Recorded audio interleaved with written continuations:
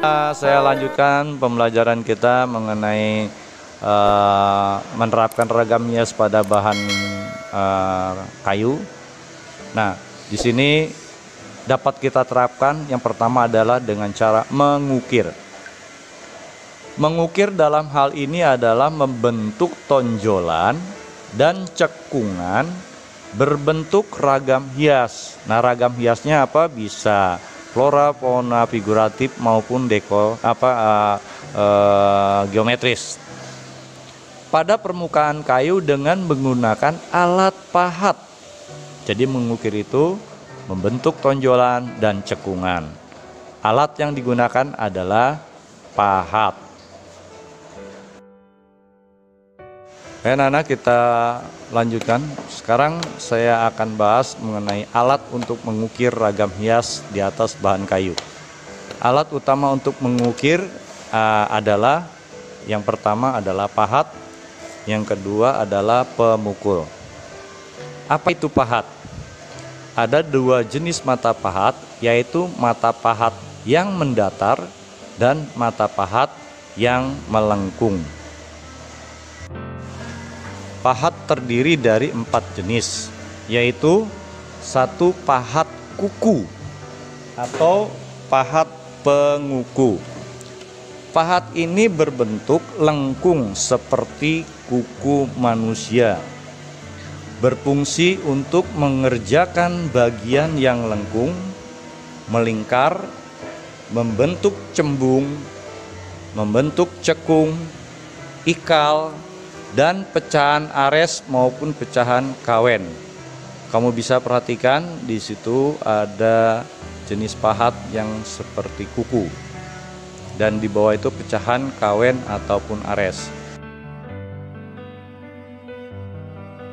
Yang kedua, pahat lurus atau penyilat. Pahat ini berbentuk lurus, digunakan untuk mengerjakan bagian yang lurus atau rata. Bisa kalian lihat pada gambar di contoh gambar pahatnya.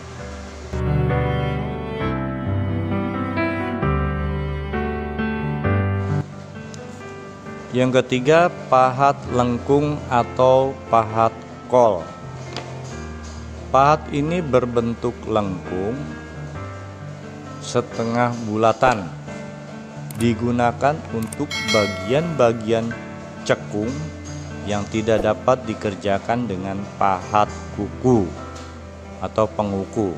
Bisa kalian perhatikan gambarnya pahat lengkung tersebut.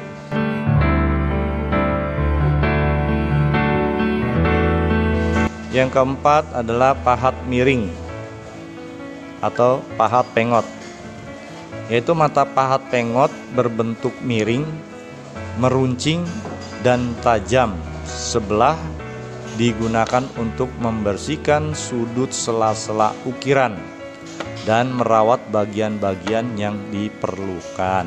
Kamu bisa perhatikan pada gambar pahat miring tersebut.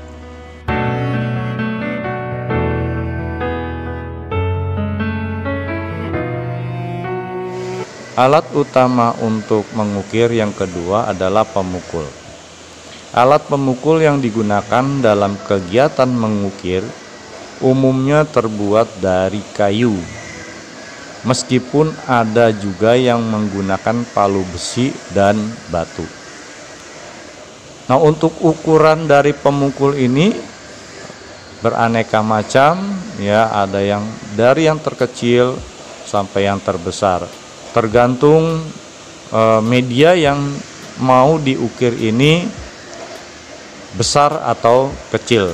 Semakin kecil dan tipis bahan kayu yang digunakan, berarti alat pemukulnya ini pun semakin kecil. Begitu pula kalau media yang digunakan kayunya ini besar, mungkin pemukulnya ini bisa palu besi atau palu batu. Sekarang kita masuk yang kedua, yaitu menggambar ragam hias. Prosedur mengukir ragam hias pada bahan kayu adalah sebagai berikut. Yang pertama adalah menyiapkan alat dan bahan menggambar ragam hias ukiran. alat dan bahan menggambar ya, artinya pensil, kemudian penggaris, penghapus, pewarna.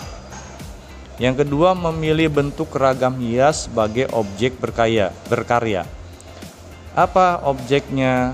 Bisa flora, fauna, geometris maupun figuratif. Yang ketiga, membuat sketsa ragam hias pada bahan kayu. Nah, untuk membuat sketsa ragam hias pada bahan kayu bisa dilakukan secara langsung pada kayu tersebut, atau kamu membuat terlebih dahulu di kertas kemudian dijiplak ke kayu. Itu juga boleh untuk menghindari kesalahan, supaya tidak terlalu banyak menghapus pada bahan kayunya kalau salah. Yang keempat, memberikan warna pada hasil gambar. Nah, untuk warna pada hasil gambar di bahan kayu bisa digunakan yang tidak mudah luntur, yaitu cat akrilik atau cat sablon. Itulah prosedur bagaimana cara menggambar ukir ragam hias pada bahan kayu.